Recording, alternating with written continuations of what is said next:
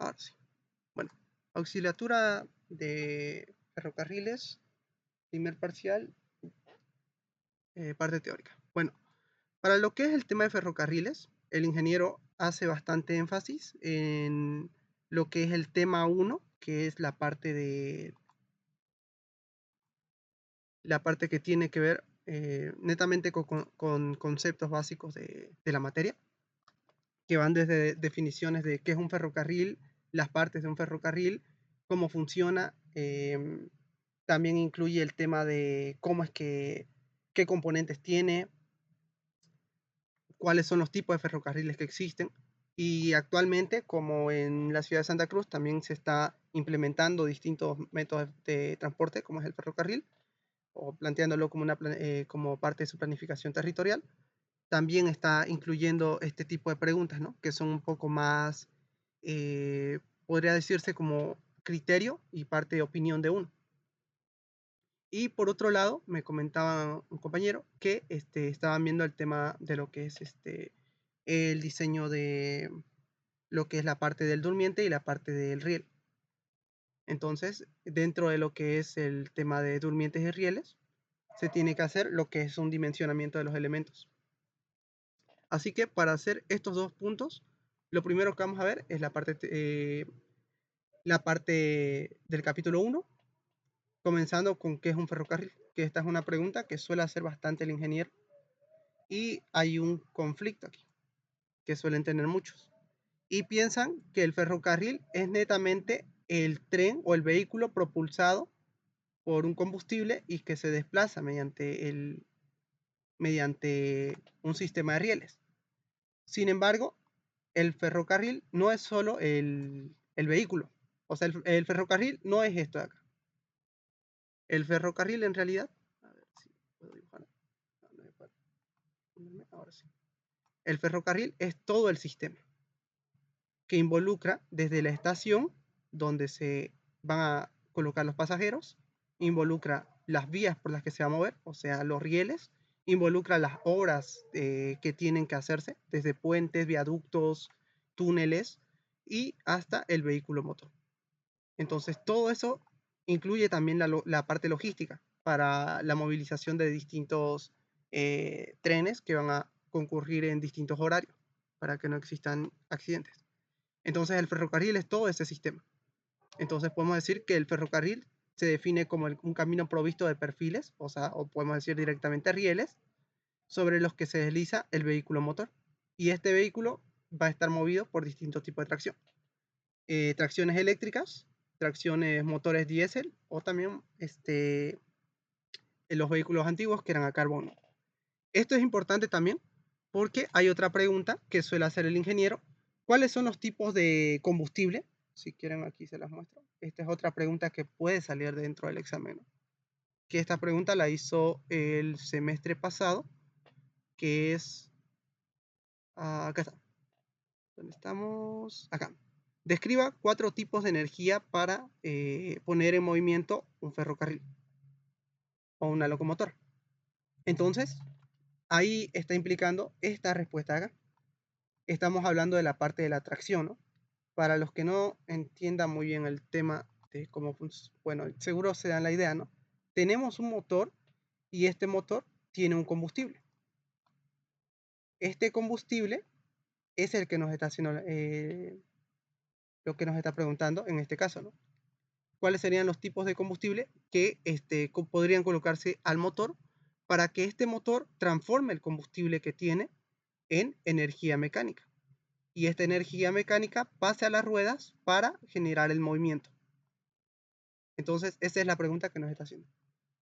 Ahora, ¿cuáles son estos tipos de combustible? Y aquí tenemos la respuesta, ¿no?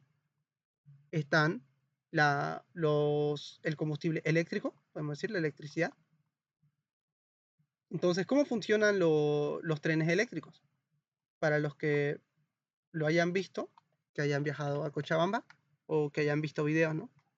Los trenes eléctricos funcionan mediante el contacto con lo que llamamos la catenaria, ¿no? Y este contacto se hace con un aparato que es el pantógrafo, este pantógrafo lo que hace es entrar en contacto con la red eléctrica que va por la parte de arriba, y al entrar en contacto con la red eléctrica suministra electricidad a través del pantógrafo al motor. Entonces el motor transforma esta energía eléctrica que llega desde las redes eléctricas en energía mecánica. Ese podríamos decir que es el funcionamiento de un tren eléctrico. Entonces transforma mediante el acceso de la red eléctrica con el pantógrafo la energía eléctrica en energía mecánica. Ahora, los motores más típicos que tenemos en Santa Cruz por el momento son los vehículos a diésel o los trenes a diésel. Escribí mal la palabra, diésel.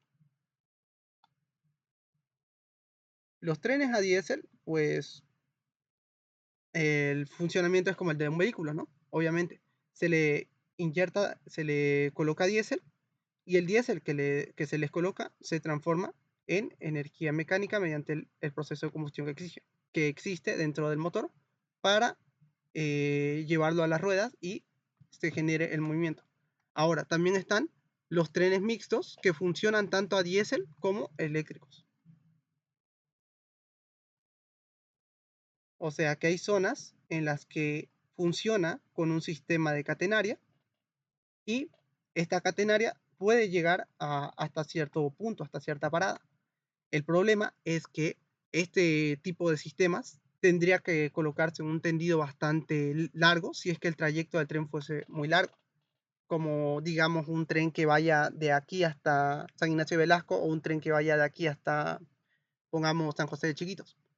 Entonces, esos recorridos suelen ser muy largos, y debido al trayecto largo se usan este tipo de sistema mixto, donde funciona por un lado con diésel hasta donde haya zonas donde no haya acceso a electricidad, y por otro lado funciona de manera como un tren eléctrico cuando llega a locaciones donde existe un suministro de electricidad bastante amplio.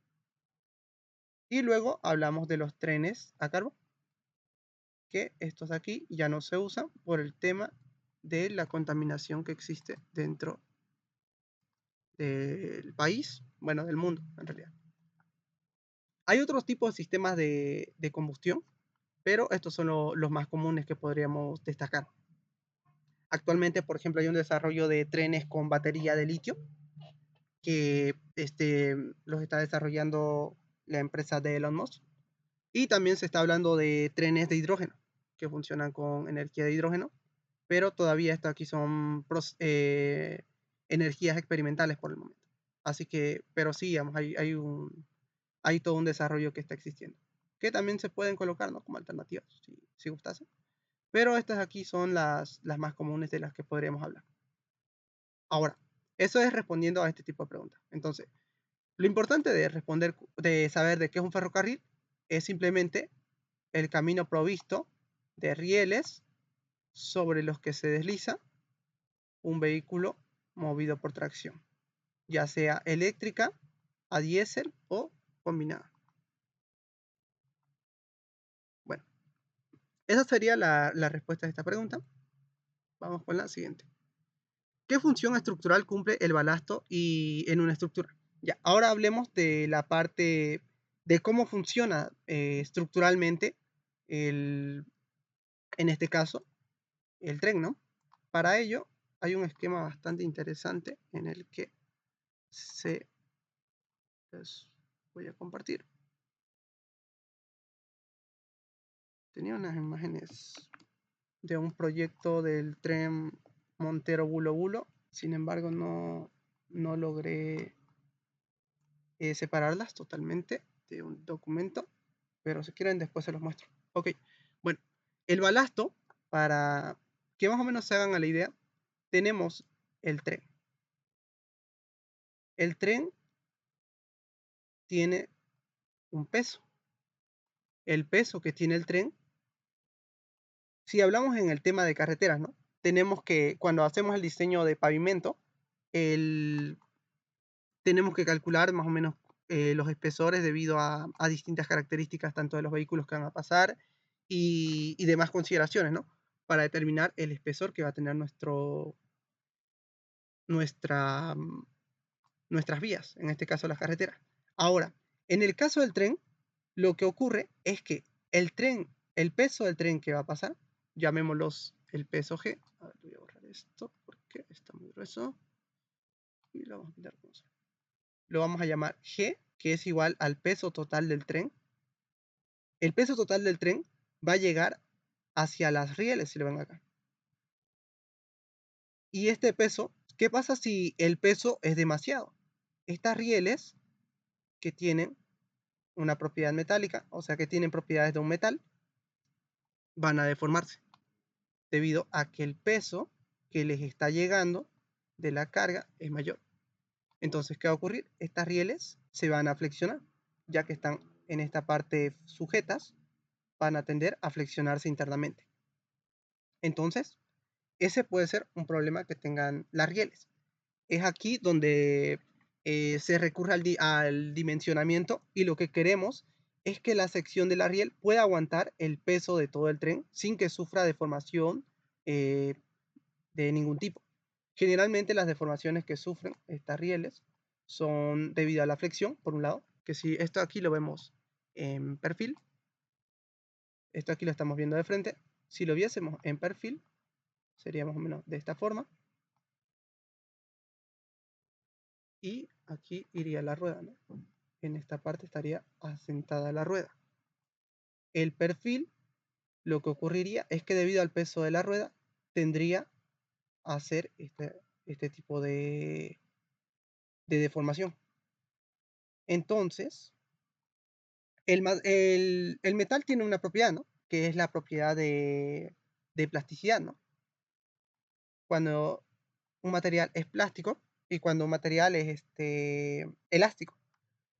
Entonces, dentro de lo que es el tema de resistencia a los materiales, nosotros trabajamos en un régimen elástico. En el régimen elástico consideramos que el acero, cuando se deforme y se le quite la carga, va a volver a retornar a su estado inicial. Entonces, decimos que es elástico. Sin embargo, ocurre que debido a las cargas constantes por las que va pasando el riel, debido a las cargas constantes del tren, entonces este límite se supera a un límite plástico. ¿Y esto qué significa? Que el riel se va a deformar y va a estar deforme totalmente.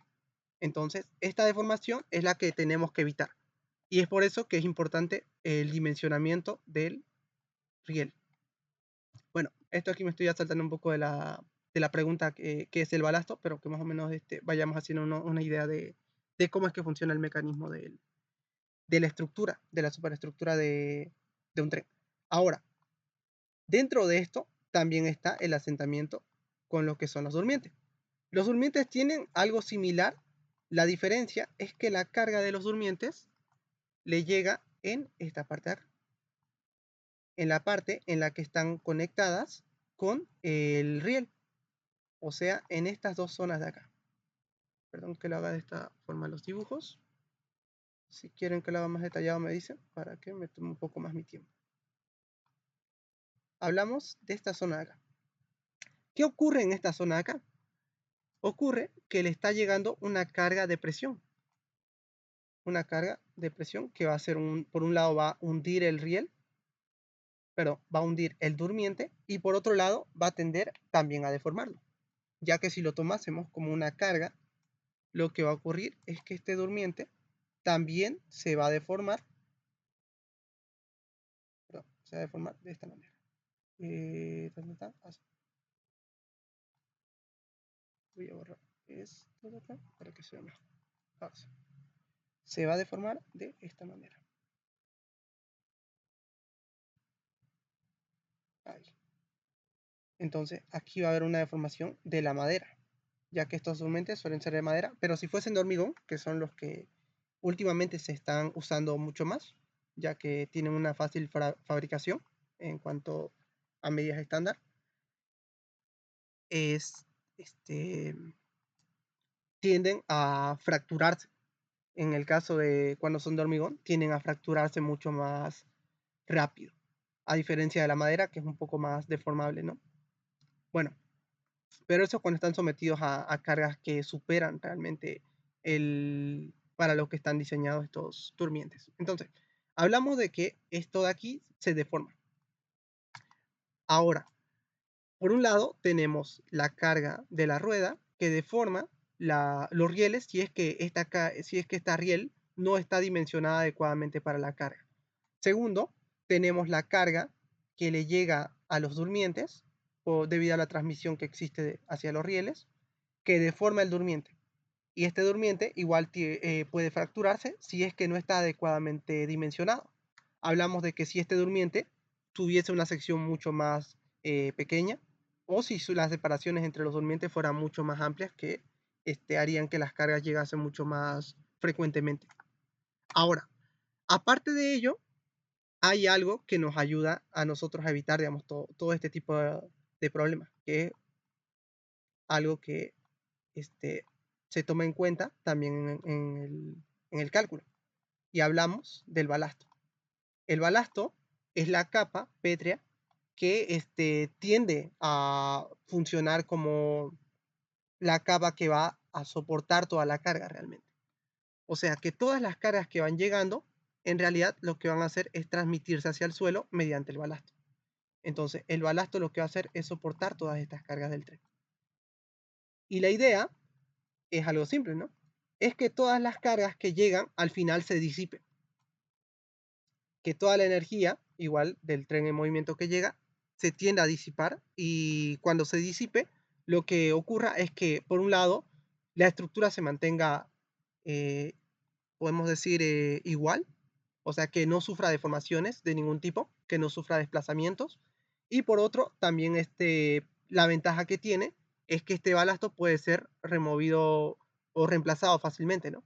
Ya que a diferencia del pavimento, en el pavimento lo que tenemos que hacer es la extracción, si es que empiece a fisurarse, lo que hay que hacer es extraer toda la zona y hacer un reemplazo teniendo en cuenta los espesores que hay que ir nivelando, porque no solo es reemplazar la capa, es también reemplazar lo que tiene abajo.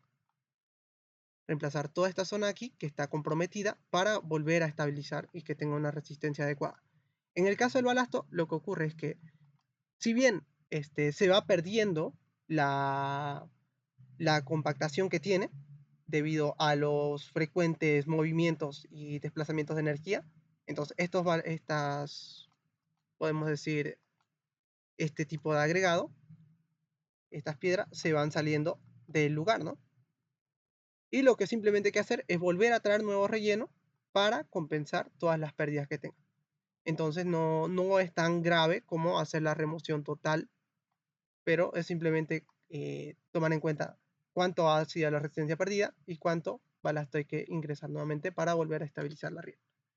Ahora, ahí ya tenemos algunas de las propiedades del balasto, que era lo que veníamos a ver en cuanto a la pregunta que habíamos hecho acá.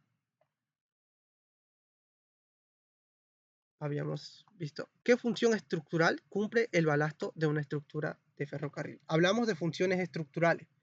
Ojo, que si bien el balasto tiene otras funciones aparte de la estructural, que también las vamos a mencionar, las funciones estructurales más importantes es uno, perdón por mi uno, mejor si lo escribo con texto. Y tengo un texto por acá, así que me lo traigo.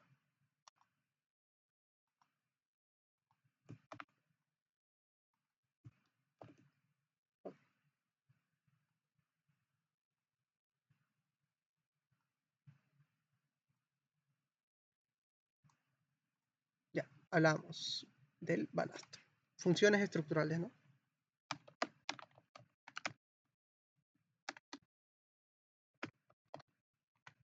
Bueno, entre las funciones estructurales del balasto, la más importante, yo diría, bueno, entre las más importantes es la primera, disipar la energía del movimiento del tren. ¿Por qué es importante esto? Porque lo que ocurre es que el tren se está moviendo y si es que no se disipa esta energía, lo que va a ocurrir es que va a comprometer las otras partes que también se tienen que tomar en cuenta al momento de hacer el diseño. En este caso, hablamos por un lado el terraplén y por otro lado el suelo natural, ¿no? Ya directamente. Entonces, esta energía, si no se disipa correctamente, lo que va a hacer es va a terminar ingresando como carga hacia esta parte y va a tender a dañar directamente la parte de abajo. Y si dañamos la parte que sustenta la estructura, entonces lo que va a ocurrir al final es que toda la estructura, o sea, toda esta zona aquí se va a ver comprometida y sería algo similar a lo que ocurriría en la parte del pavimento.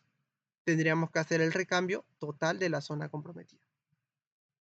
Entonces, por ello es que considero que esta es una de las funciones más importantes que podemos considerar, que es el disipar la energía del tren en movimiento. Otra de las funciones estructurales es distribuir las cargas uniformemente.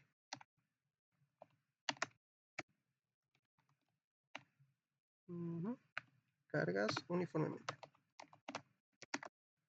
Hablamos de esto cuando, un concepto simple, ¿no? Tenemos, bueno, le voy a hacer de esta manera el tren. Y tenemos la parte del riel durmiente, lo voy a hacer con este color, de esta manera.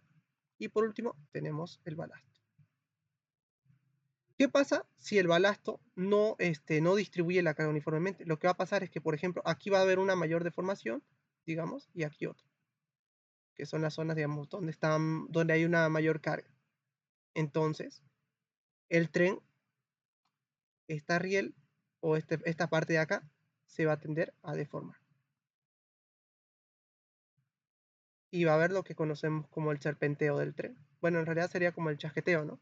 O sea, que cuando el tren entra en una zona y se tas, tas, tas, tas, tas. O sea, esa zona en la que hay un golpe abrupto que puede ir dañando la misma estructura del tren. Puede ir dañando las rieles, puede ser incluso una causa de descarrilamiento si es que no se controla este tipo de situaciones. Entonces, por ello hablamos de que esta carga que llega del tren tiene que distribuirse uniformemente. Aquí lo que está ocurriendo es que si lo viésemos como una carga, aquí le está llegando mucha más carga de este tren y aquí le está llegando más carga. Lo que hace que en las zonas aquí donde se está distribuyendo igual y en estas zonas donde no, comprometen toda la estructura. Y luego, otra de las funciones estructurales del durmiente, podemos hablar que es la transmisión de la energía, perdón, de las cargas desde, podemos decir, desde las ruedas, rieles, durmientes a balasto, al suelo. Entonces, aquí lo que es, esto aquí simplemente es la explicación que habíamos dado acá, ¿no? La carga de la rueda se transmite al riel y el riel transmite las cargas como presión al durmiente y este durmiente transmite las cargas al balasto y el balasto se encarga de transmitir las cargas al suelo. Entonces estas son como las funciones estructurales del balasto. Pero también tiene otras funciones como son el tema del drenaje.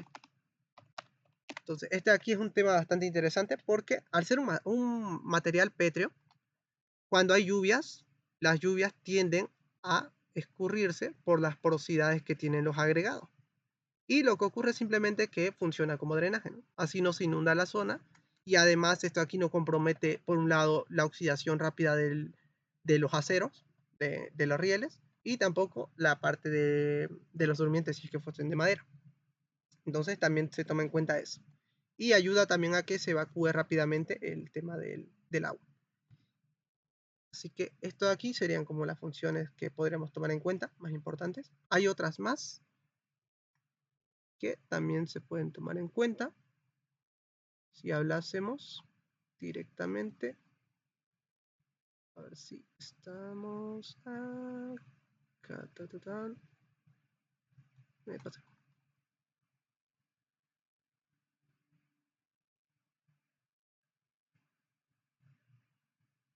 Ujú.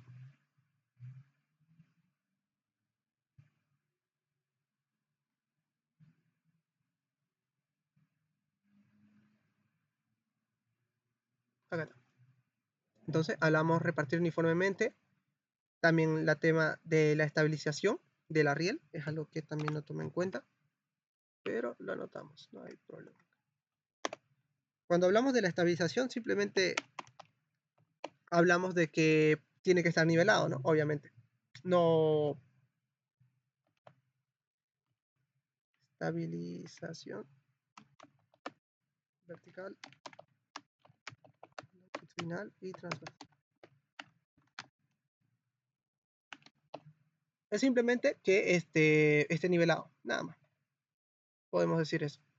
Que en otras palabras, que las pendientes que se tengan vayan en función a lo que esté en el diseño. Entonces, el balasto ayuda a eso, a que se haga de esa manera. Luego también está el tema de proporcionar una rodadura suave. Esto aquí no tiene mucho que ver ya con la parte estructural, es más con la parte netamente, podríamos decir, del confort.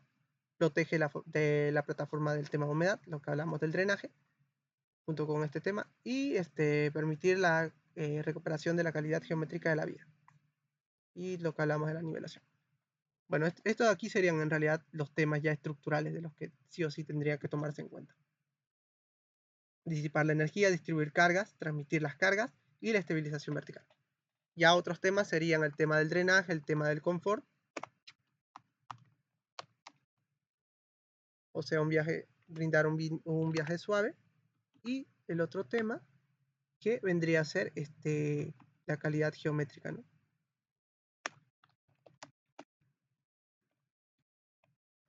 Eso sería. A ver si lo puedo ver sin alterar. Sí lo alteré. Bueno, ya está. Vamos con la siguiente. Estoy yendo muy lento. ¿Quieren que vaya más rápido? ¿Les parece bien o quieren que toquemos un tema puntual ahorita? Una pregunta puntual que tengan.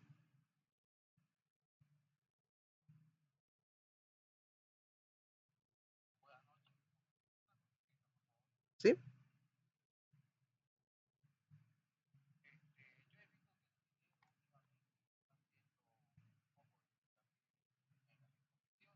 ¿Ya?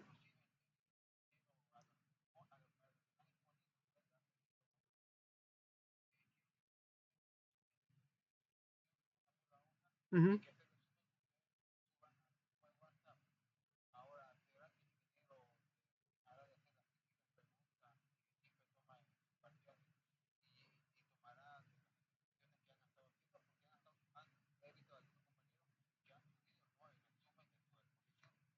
¿Qué temas han expuesto? Perdón.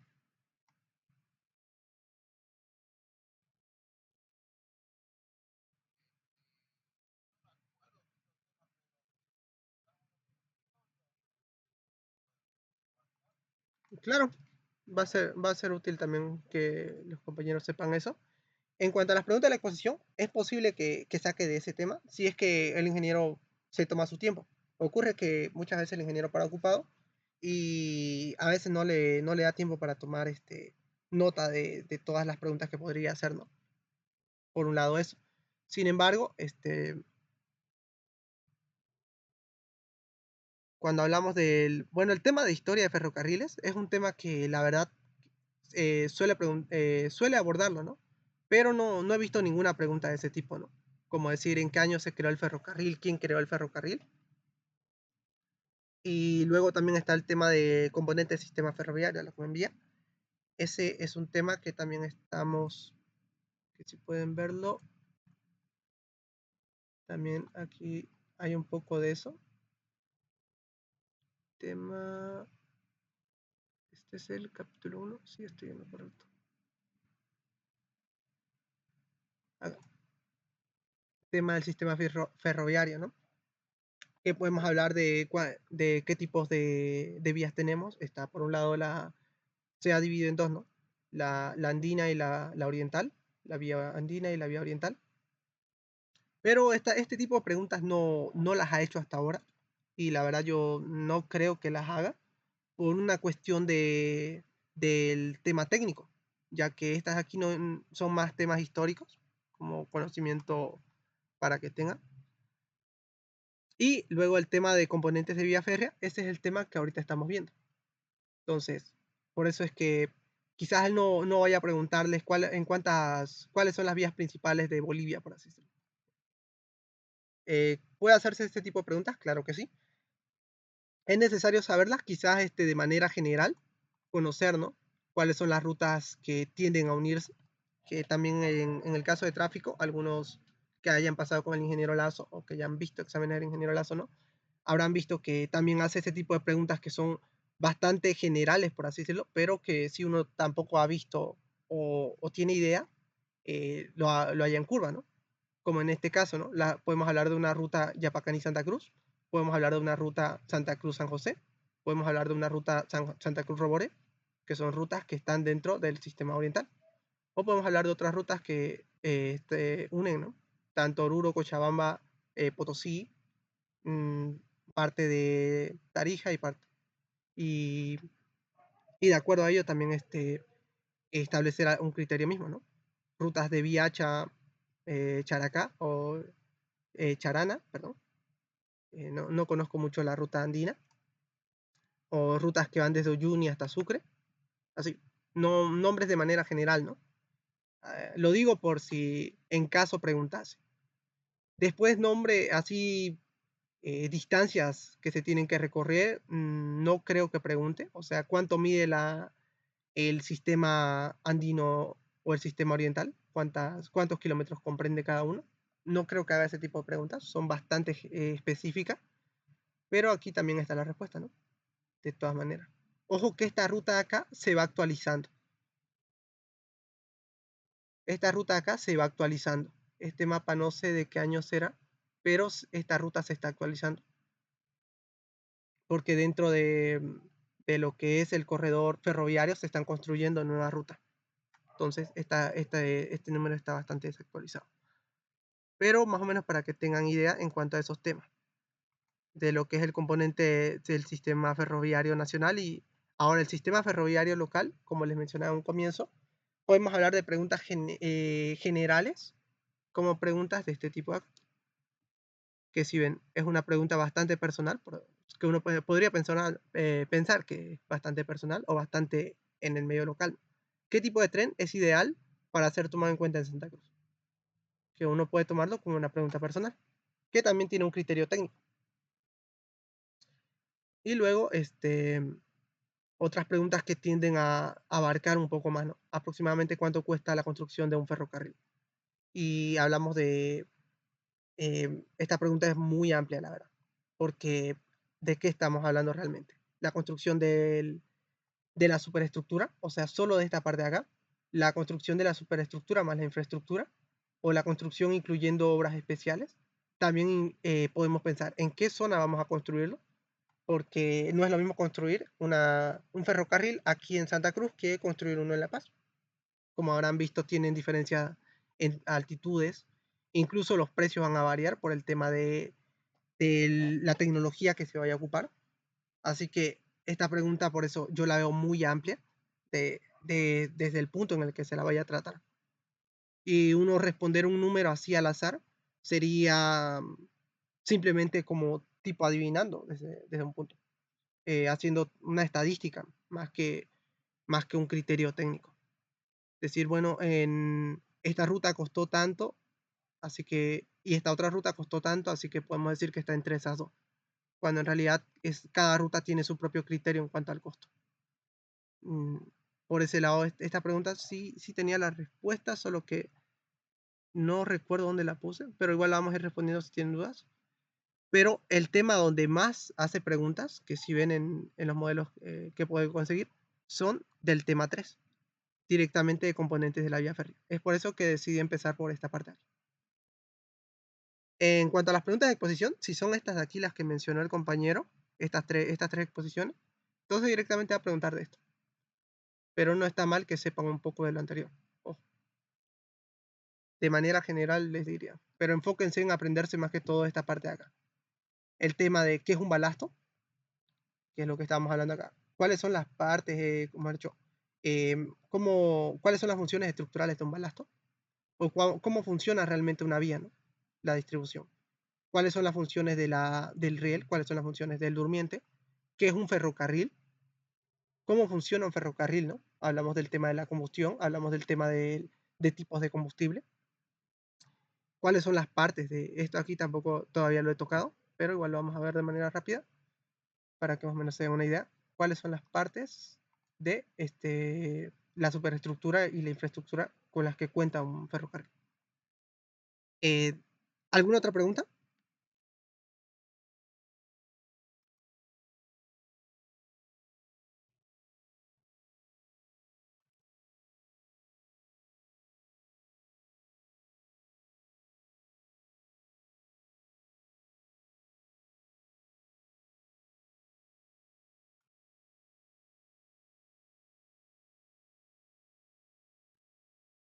Bueno, continuemos. Entonces hablamos del tema de... Me pasé. No. Ahí está. Ya. Hablamos del tema de la parte estructural. ¿Sí? No, no hay problema. Sí.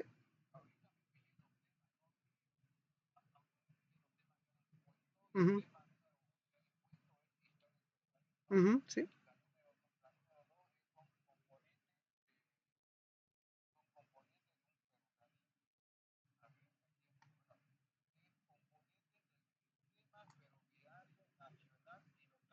Sí.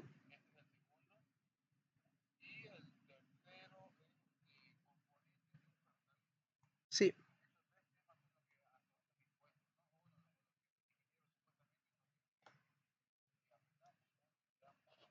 Ya. Perfecto. Entonces estamos bien. Y les dio fecha del examen, ¿no?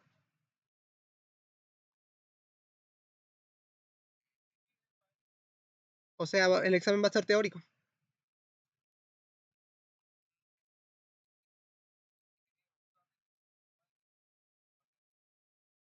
Eh,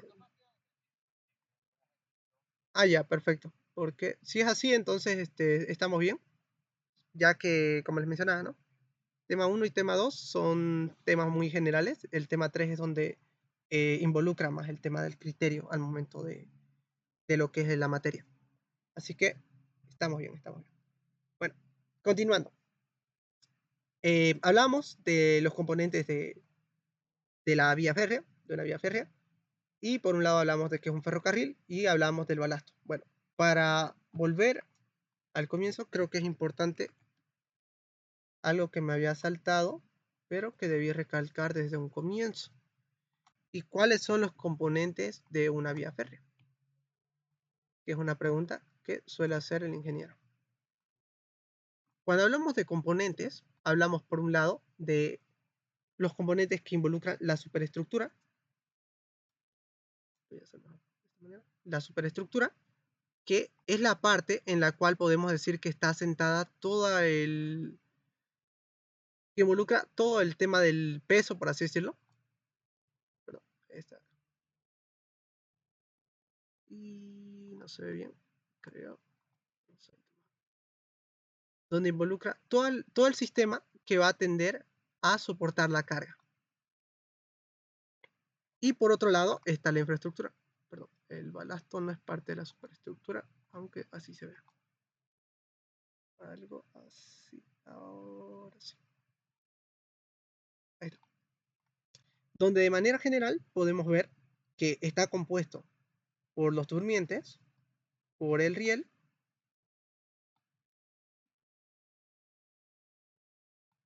y por el balasto, de manera general. Sin embargo, además de estos elementos, hay otros que están dentro del mismo sistema. Por un lado, están que las rieles de las que se componen tienen que unirse entre ellas, ya que estos elementos son elementos que son bastante largos, por así decirlo, y para su fabricación y transportación se usan piezas de una longitud establecida. Y estas piezas se tienden a unir. O sea, son rieles que tienen una medida y estas rieles tienen que irse uniendo. Entonces, para unirse se coloca algo que se llaman eclisas o directamente bridas, que son estos elementos de acá. Para que lo vayan viendo. Esto aquí es igual, importante, esta pregunta igual suele hacerle el ingeniero. Este elemento de acá, las eclisas o bridas. Me gusta más el nombre de bridas porque en resistencia a los materiales ya lo hemos visto, ¿no? El cálculo de cómo se suelen hacer mecánicamente este tipo de elementos, ¿no? Donde hay un momento o hay una fuerza que actúa en una fuerza que actúa en otra y tenemos que calcular sus dimensiones adecuadas para que soporten ese tipo de fuerza. En este caso, ese elemento es el mismo, solo que aquí funciona directamente para unir rieles rieles para que funcione de manera monolítica. Ok, hablamos de las bridas, estos o eclisas. Luego están también que las rieles tienen que unirse con el durmiente. Así que aquí se van a colocar lo que conocemos como tirafondos. Los tirafondos que unen al riel con el durmiente. Entonces, aquí también lo llaman pernos de sujeción. Acá están, los tirafondos. Estos tirafondos son los que unen al riel con el durmiente. Entonces, tenemos que hablar por un lado lo más básico, ¿no? Riel, durmiente, balasto, pero también estamos hablando de tirafondo, eclisas, los tirafondos, las eclisas, los pernos de sujeción y otros elementos que se van colocando como lo que son el neopreno y las sombreras. Bueno, estos aquí son elementos que se colocan en este caso por ser un durmiente de hormigón que funciona como en el caso de puentes, ¿no? El neopreno, que es un material, un polímero que funciona para que se disipe la energía. Aunque con que respondan estos 5 elementos, podemos decir que basta. Ahora, eso en cuanto a la superestructura. Ahora en la infraestructura. La infraestructura es lo que está por debajo de la superestructura, así en resumen simple. ¿Cómo funciona la infraestructura? Pues simplemente la infraestructura lo que hace es sostener.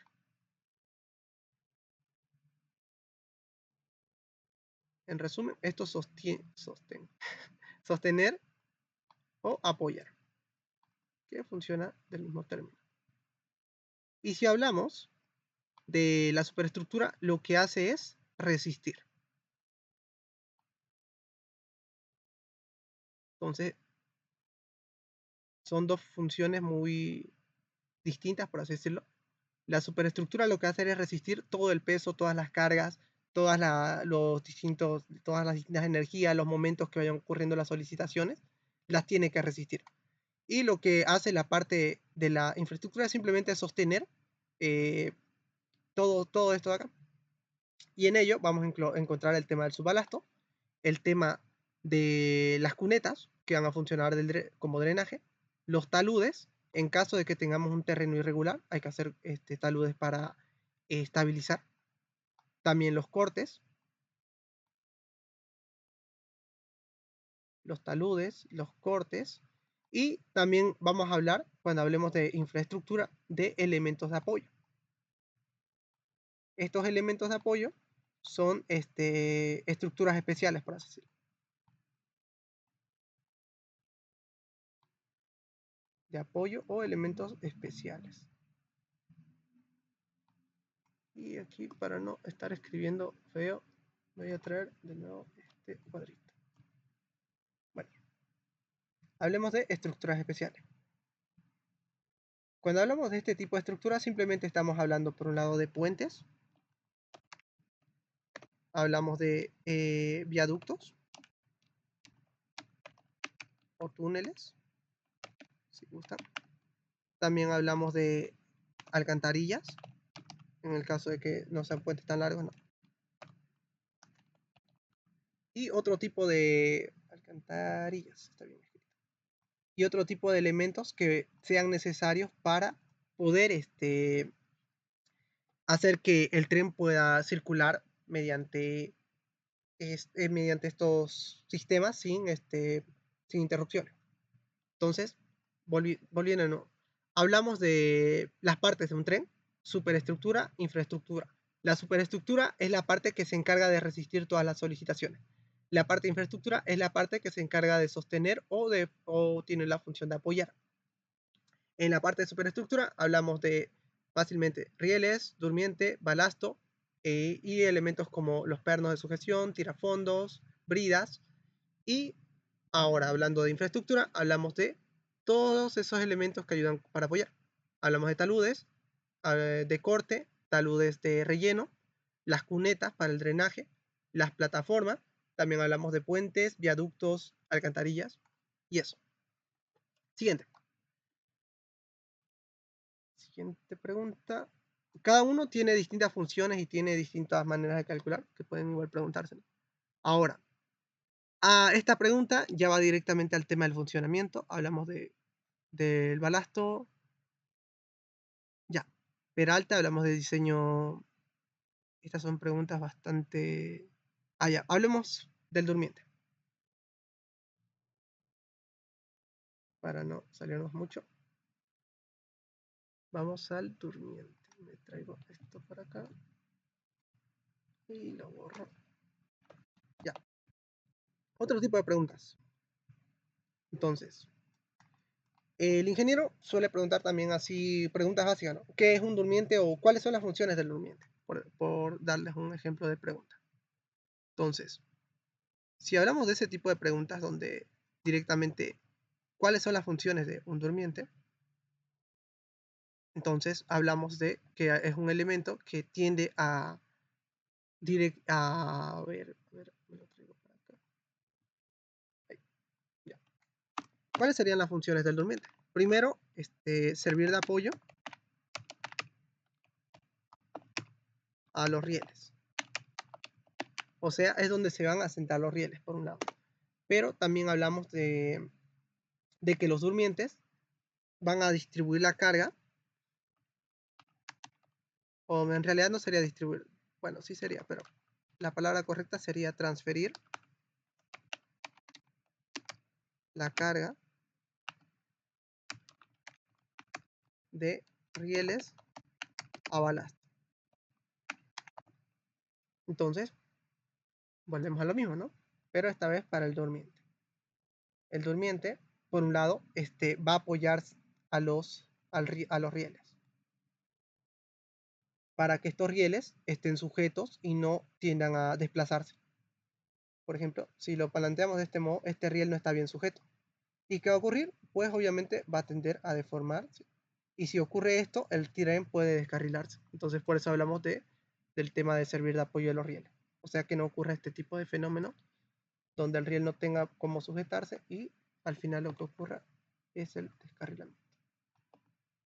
A ver. Ahora sí lo dejamos bonito. Ahí está. Siguiendo, ¿de qué más hablamos? Transferir la carga, lo que explicamos en un comienzo, ¿no? Las cargas llegan, se distribuyen hacia ambos rieles y luego se distribuyen en la parte que está conectada para luego pasar como un momento o como una carga de presión. Entonces, tiene que transferir todas estas cargas hacia el balasto. Pero también podemos decir que otra de las funciones del riel es brindar estabilidad a la vía. O sea, que la vía mantenga su trayecto adecuado. En otras palabras, hablamos de la trocha. Sé que estoy siendo bastante técnico, pero espero que lo vayan entendiendo algunos que no hayan asistido a clase. Ya, ok. Cuando hablamos de la trocha, simplemente hablamos de la separación interna que existe entre riel y riel. Perdón, que lo haga de esta manera.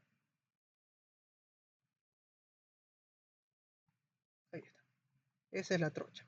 La separación interna entre la cabeza del riel y la otra cabeza del riel. Esta trocha es la distancia que técnicamente podemos decir, la distancia más importante que se toma en cuenta al momento de plantear el diseño de un tren. Porque esta es la distancia de separación entre las ruedas que va a existir. Y de acuerdo a esta trocha es que se hacen la mayoría de los diseños para el tema de los trenes. Ok. Entonces, eso ahí queda claro con los durmientes. Creo que no hay mucho más. Algo básico, algo rápido. Y ahora podremos pasar al tema de los rieles o al tema del subbalasto también. Pero prefiero ir directo al tema del... A ver, a esta pregunta de acá. Que capaz y la pueda hacer en algún caso. Ya que es una pregunta que actualmente está en boca de muchos.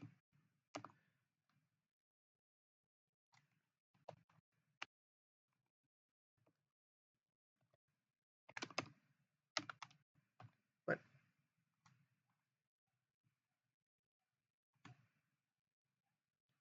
extraño que pase eso. Ok. Tipos de trenes para Santa Cruz. Cuando hablamos de trenes, en Santa Cruz, primero, Santa Cruz funciona con este tipo de sistema, ¿no? El sistema por el cual está formado, podemos decir que es más o menos un sistema de este modo, un sistema anillado. Y dentro de los anillos hablamos de que salen rutas o avenidas que son troncales.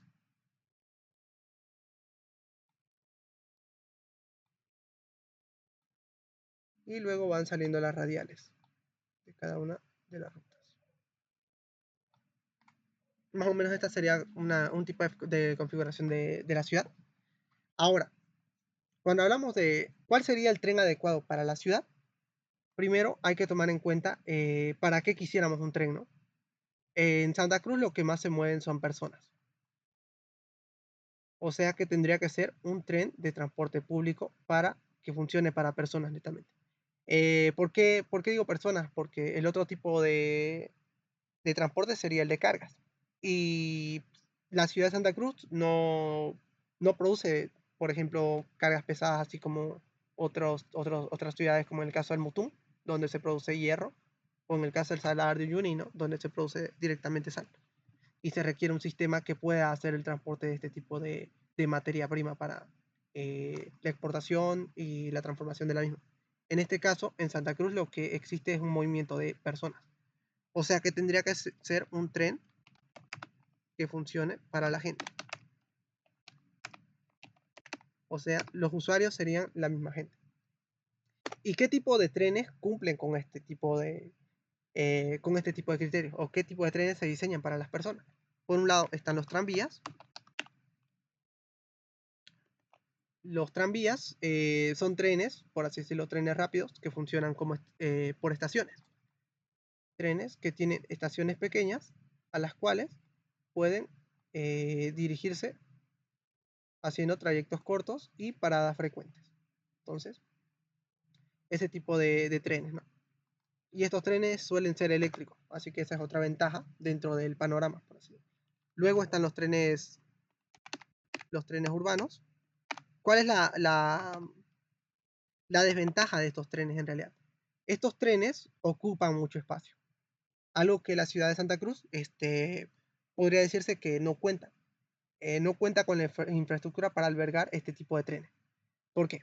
Porque estos trenes requieren que las distancias sean mucho más largas, requieren un equipamiento mucho mayor y también requieren un espacio público que permita su circulación, cosa que la ciudad ya está establecida, así que no puede brindar este tipo de alternativa. Es por eso que trenes urbanos rápidos están como, por así decirlo, descartados. Si bien estos tranvías son trenes urbanos, la diferencia radica en su tamaño, por así decirlo. Estos trenes urbanos son para poblaciones bastante grandes, como en el caso de Hong Kong, en el caso de Nueva York, que tienen este tipo de sistemas, ¿no? Donde se mueven millones de personas. Esa es otra de las cuestiones, ¿no? Cuando hablamos de gente, también hablamos de cuántas personas van a ser. Así que estos trenes urbanos no, dentro de la ciudad no podrían cumplir con ese criterio, ya que se sobredimensionaría por otro lado. Luego también estarían los trenes subterráneos, ¿no? Y este es otro tema que tenemos que descartar totalmente, porque el suelo no es adecuado. Es uno de los problemas que existe dentro de la ciudad al momento de diseñar. El suelo es bastante inadecuado, por un lado por el tema de la filtración de agua, el tema del drenaje, y por otro lado las cotas por las cuales em, que está diseñada la ciudad. Hay zonas de inundación, como la zona de Equipetrol, hay zonas bastante altas, así que por ese lado, al tener una configuración irregular en cuanto a los suelos, no es recomendable este tipo de... Y luego están los trenes, a ver si mal no recuerdo, son los trenes buses, tienen como un nombre de buses, ¿ya? Los trenes buses, no recuerdo su nombre bien. Estos trenes son bastante interesantes porque son trenes que técnicamente son buses, ¿no? O son buses que funcionan a electricidad mediante una catenaria. Y es un bus, netamente. Pero funciona como un sistema de tren porque se desplaza por una vía. Así que, trolebús, esa es la palabra. Los trolebuses. Entonces, estas serían más o menos las alternativas que podríamos tener en cuenta. Los trenes urbanos se tomarían en cuenta para distancias largas, como las que hablaríamos en el caso de Santa Cruz Montero, digamos. Ahí podríamos tomar un tren urbano directamente. Pero más o menos ese sería los criterios que podrían mencionar, ¿no? Tranvías urbanos o trenes rápidos. Bueno, siguiendo con el criterio de preguntas que podemos tomar en cuenta, hablemos, a ver, de otro tema importante que me esté olvidando. Quizás sea el del segundo tema, pero quiero dejarlo para después de eso, para hacer toda una explicación completa desde la parte teórica. Creo que este va a ser solo el tema 1. Y creo que... ¿Cuáles son los elementos de sujeción de... Ah, aquí hay una pregunta igual, bastante interesante que me estaba olvidando. Y es esta pregunta acá. ¿Qué se llama a la pieza que une dos rieles? Esta es una pregunta bastante interesante porque la respuesta ya la vimos, quizás. Dentro de aquí, ¿cuál sería la respuesta? ¿Cuál sería la respuesta a la pregunta? ¿Qué pieza es la que une dos rieles? Podemos tomar en cuenta de dos maneras, si nos ponemos a pensar. Por un lado, el durmiente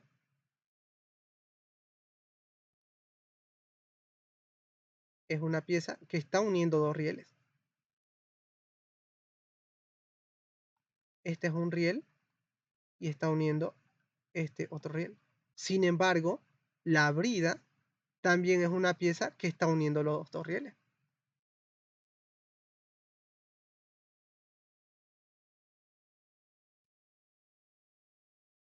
Así que aquí podemos encontrar dos respuestas incluso.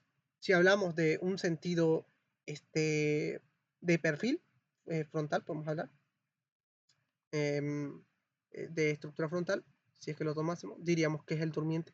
Sin embargo, también la brida es una pieza que une dos rieles. Y realmente uno pensaría que es la brida la que termina uniendo a los rieles para colocarlos de una manera o para disponerlos de una manera monolítica, por así decirlo, para que todo esto funcione como si fuera uno solo. Entonces, esta sería como la respuesta más acertada. Sin embargo, el durmiente no deja de ser también una pieza que une dos rieles. Pero esta es podemos decir que es la que más acertaría realmente. Ambas respuestas son correctas porque la pregunta es muy ambigua si la sobreanaliza. ¿Qué se llama la pieza que une dos rieles? Así que hay dos piezas que unen dos rieles. A ver, algo más que me esté olvidando es quizás una pregunta que también la ha estado haciendo últimamente, que tiene que ver mucho con el tema del balasto y el subbalasto. El balasto es la capa que va por arriba y es una capa pétrea. O sea, son materiales gruesos que tienen una complexión más, una porosidad mucho mayor, obviamente su resistencia mucho mayor, y mientras que el subbalasto es otra capa que se coloca, este subbalasto, ojo, que no siempre se coloca, depende mucho del tipo de terreno, es una capa de mejora, podemos decir, para la estabilización del suelo. Porque directamente lo que se podría hacer es asentarlo al terraplén o al suelo. Si es que este suelo contase con la resistencia adecuada para los requerimientos de la vía. Entonces, hablamos de que, ¿cuáles son las diferencias? Pues uno, los materiales. A ver, voy a traer el cuadrito. Uno, los materiales. Por un lado uno es pétreo y por el otro es un material más suelto, un material más fino. Perdón. Por otro lado, la función de drenaje. Cuando hablamos de drenaje, aquí tiende a ser tiende a tener un drenaje que permite la evacuación de aguas de manera mucho más rápida. Mientras que en el caso del subbalasto, este es un material que trata de ser impermeable, porque lo que se busca es que el agua se evacúe por estos lados y no se infiltre hacia el suelo. Porque si eso ocurre, esto va a comprometer la estructura. Así que este aquí es permeable, este es impermeable. Otra de las características es la resistencia. Este material es mucho más resistente al ser un material pétreo y este material es menos resistente.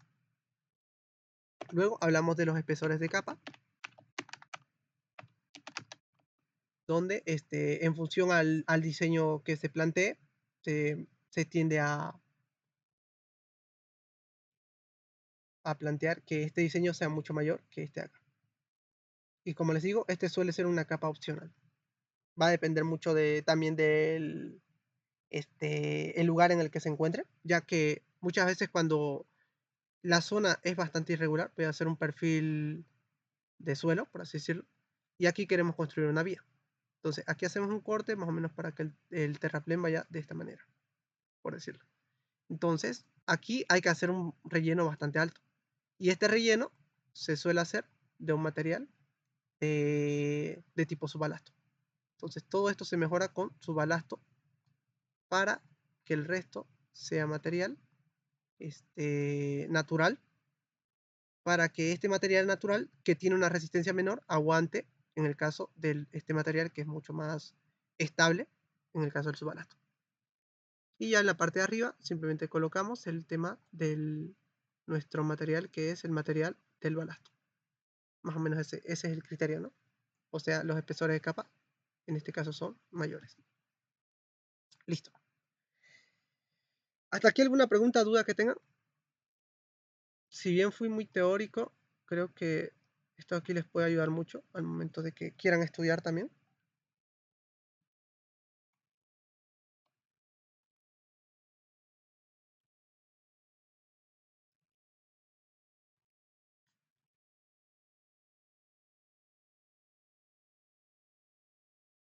Bueno, si no hay dudas, ¿les parece si lo dejamos hasta aquí?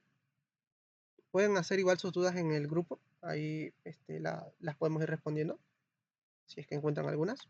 Igual las preguntas que me haya saltado, creo que son algunas, tienen que ver con otros temas que también quiero tomarlos en cuenta. Por ejemplo, este tema de las velocidades críticas y de régimen son de otro tema que lo tomo en cuenta como el capítulo 2, donde aquí ya tomo en cuenta el tema de las resistencias para luego hacer el cálculo de las velocidades. Y luego otros temas que son más estructurales que tienen que ver con el diseño ya directamente, que es netamente el ejercicio. Pero lo que les recomiendo es eso, ¿no? Aprendan el tema 1, perdón, el tema de componentes de una vía férrea, más que todos los conceptos de los que se pueden ir guiando. Y de acuerdo a ello, para que respondan las preguntas teóricas, que tienen un valor bastante considerable, ¿no? Y ya si quieren el tema del ejercicio, a ver, lo voy a pausar.